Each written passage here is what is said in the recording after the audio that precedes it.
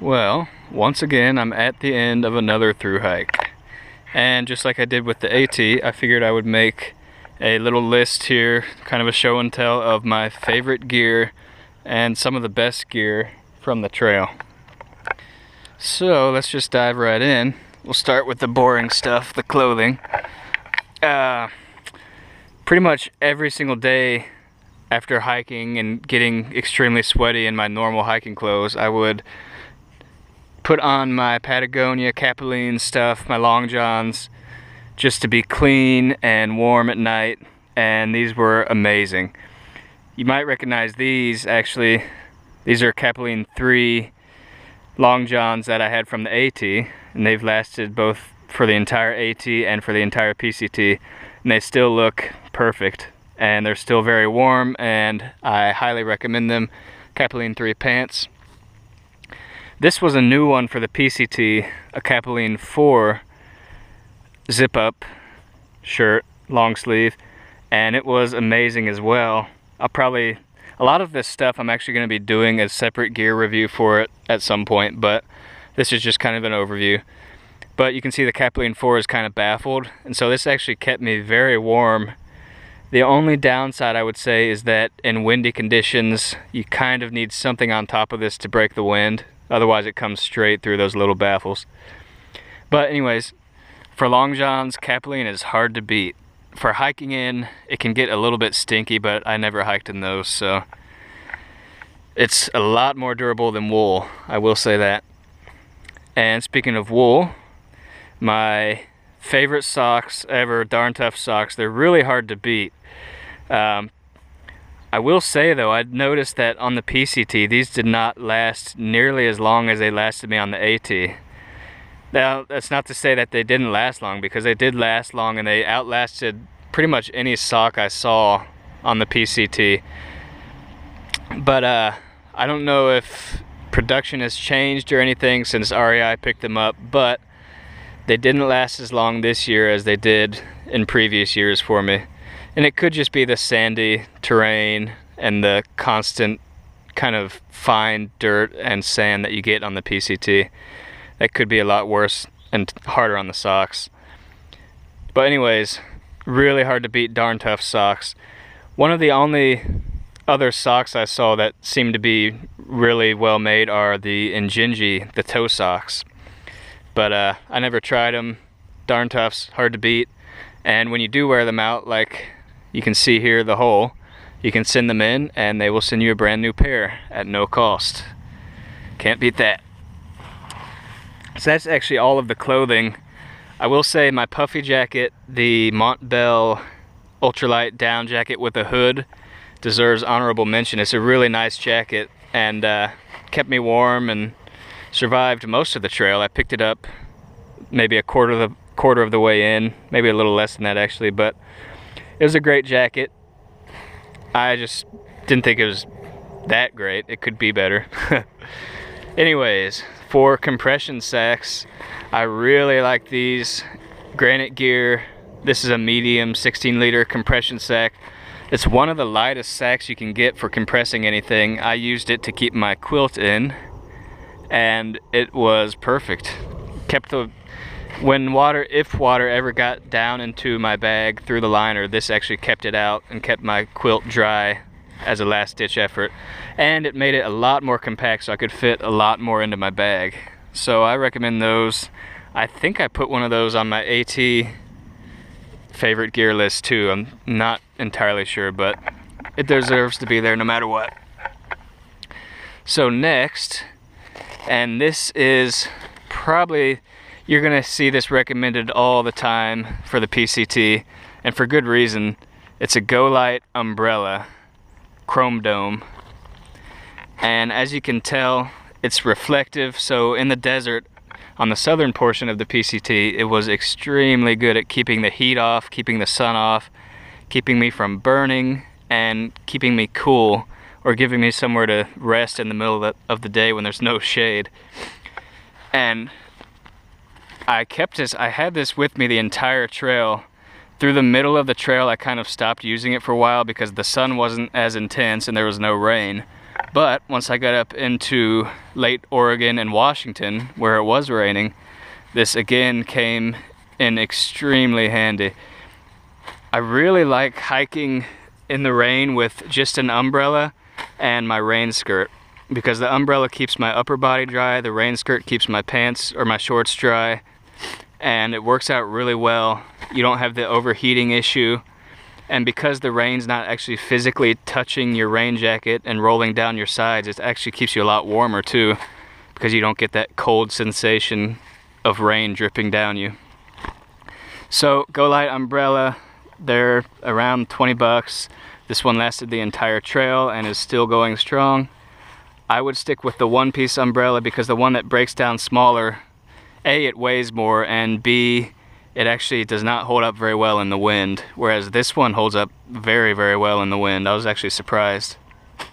Go Light umbrella, I actually heard that Go Light just went bankrupt, so I'm sure they'll find their way around that, but if not, you might want to get one while they're still around. So umbrella, trekking poles. These are my Lecky poles. I used these the entire trail. I loved them. They're a little bit heavier than some of the carbon poles. These are just aluminum, but they're extremely strong, never bent on me. I replaced the tips one time. About halfway through they kind of wore out, but that's just standard. That'll happen with any pole. And yeah, I mean, I pitched my tarp with them. It worked great for that. I hiked on them pretty hard. I don't go easy on poles. And they lasted, and they're still going. I'll probably keep using these for all of my future hikes. Lecky poles. And these are the argon thermalite. Thermalite argon, I think is what they're called. And actually, I think I'll get the electronics out of the way. iPhone was perfect for me because obviously I shot all of my video on the iPhone. I had my mapping software on the iPhone, and I could make calls and all of the other things you can do with the phone. So it's really a perfect multi-use tool for the trail. Came in handy. I kept it in a life-proof case, which kept it dry, and it functioned the whole time. It's still going, so kind of hard to beat that. Not necessary really if you don't take a lot of pictures and videos with it, but it's always good to have a backup, kind of safety net, I guess. And because I had my iPhone, I had this Anchor battery to keep it charged. And this is a 6,000 milliamp battery, so it can charge the iPhone about 3 times, and I found that to be true on trail. And because of this, which weighs maybe 4.5 ounces, I never ran out of battery. So I always had my maps with me, and I always had my capability to shoot video and take pictures, which was really nice. Anchor battery. I know a lot of people carried even bigger batteries than this, but I really didn't use my phone unless I was taking a picture or video, so this was more than enough. And I think for most people, 6,000 milliamps is perfect. And my final piece of electronic gear is my headlamp. It's a Petzl Tika XP2, and it's got the rechargeable battery pack here. And this actually has endured the AT, the entire AT, and the entire PCT, and I still really like it. The rechargeable battery pack I actually got kind of late into the AT, you might remember. But it's just, I think that's what makes it so perfect, because anytime I go into town, I can just plug this into a wall socket and charge it via USB as I charge my phone or whatever else I'm charging, my battery pack. And I don't have to buy new batteries. It saves a ton of money on batteries. I know a lot of people that kept having to buy the lithium batteries at around probably 12 bucks a pop every time they had to refill their headlamp. So it saves money, it works great. You can night hike with it. You can turn on the red light and not disturb people. Highly recommend it. And there really aren't too many rechargeable headlamps out there right now. I'm not sure why, because it's a really good idea for through hiking and even normal hiking. So that's electronics. I think I'll just kind of move on through whatever's left here. These titanium Vargo shepherd's hook stakes are amazing. This was kind of the first time I had used them on this trail, and I was a little bit worried because they're so thin and small that they actually wouldn't hold well. But these hold extremely well. Even in sand, I was surprised to see, because I brought these along for the sandy conditions, but honestly these work just as well. You just kind of have to bury them down a little bit more, and they're much lighter and they lasted the entire trail. I actually got lucky and never lost any of my stakes, which is kind of surprising. But yeah, Vargo titanium shepherd's hook stakes, I definitely recommend getting them with some type of high visibility paint on them, because sometimes they are hard to see. Stakes. And let's see, another survivor from the AT and the PCT, Snow Peak Trek 700 titanium pot. Amazing. You can see this one's been through the ringer.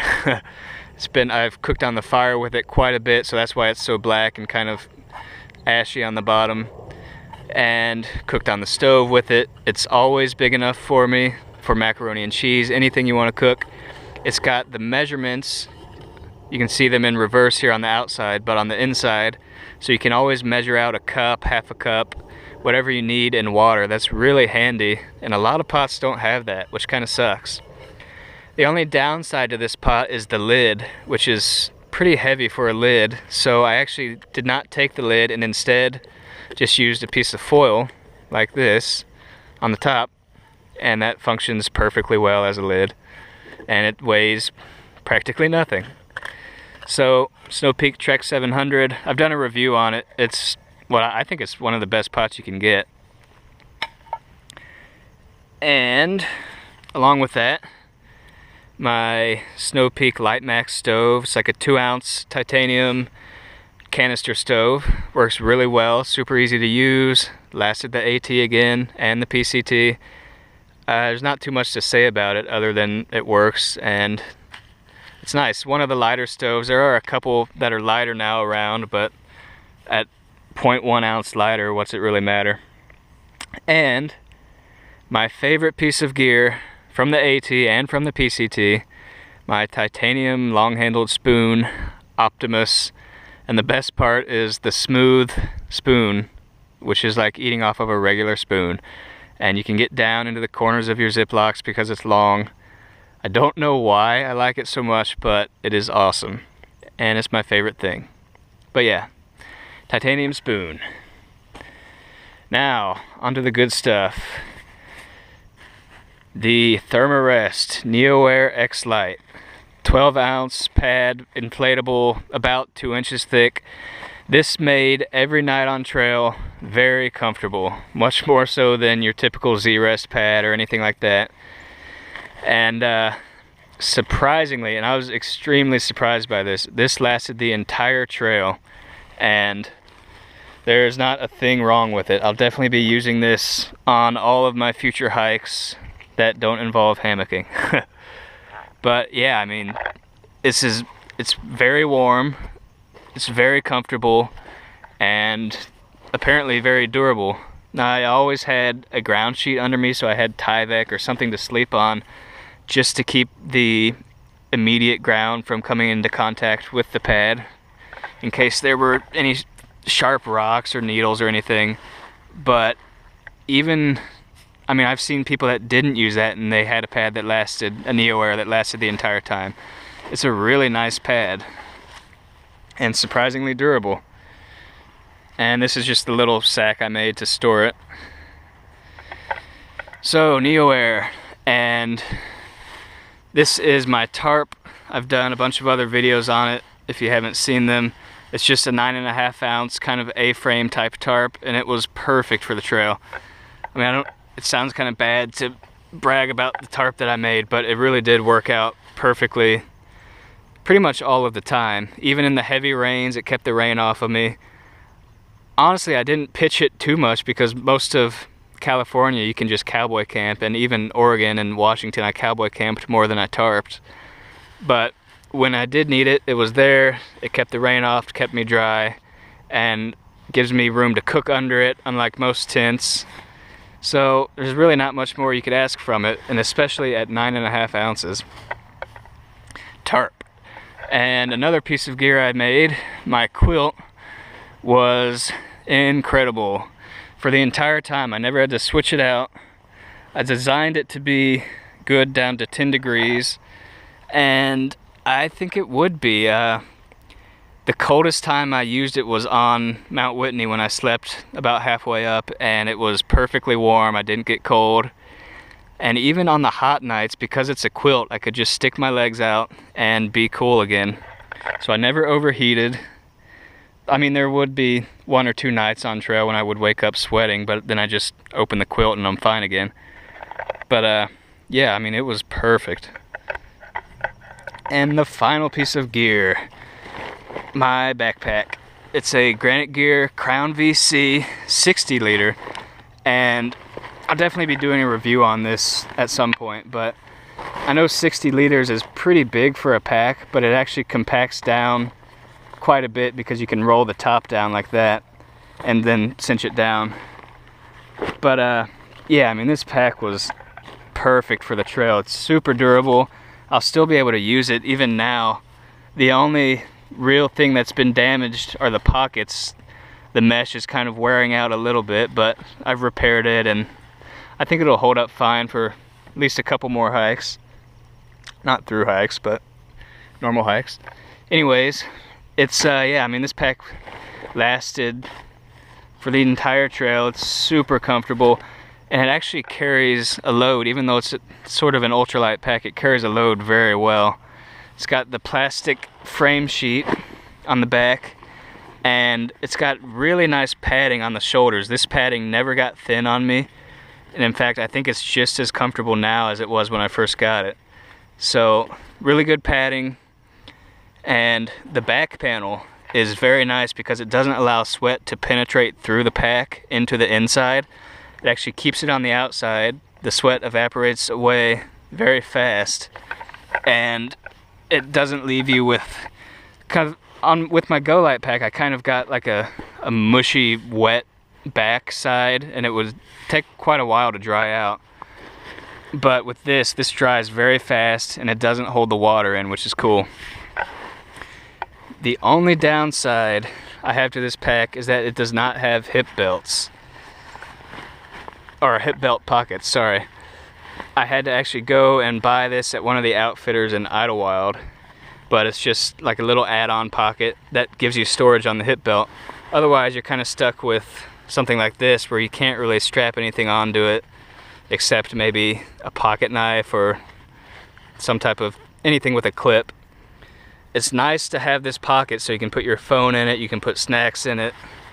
That's the only gripe I have about the pack. Other than that, for a lightweight pack, it's really nice. Carries loads well, very comfortable, and it's got sufficient padding. Anyways, that is my favorite gear from the PCT. A lot of it is kind of similar to the AT, but yeah, this is just, I mean, this has all been perfect gear. I've been pretty surprised with how well everything performed. So anyways, I'll be making some more videos very soon, different reviews on some of this gear and other gear I used on the trail. And hope you stay tuned. I'm definitely considering CDT as my next hike, so I may be doing a video series on that as well. And if you haven't noticed, I finally was able to change my channel name from Biophthora to my actual name. So if you notice it, that it's different now, it's the same channel, just with my name. Anyways, hope you enjoyed, and I'll see you down the trail.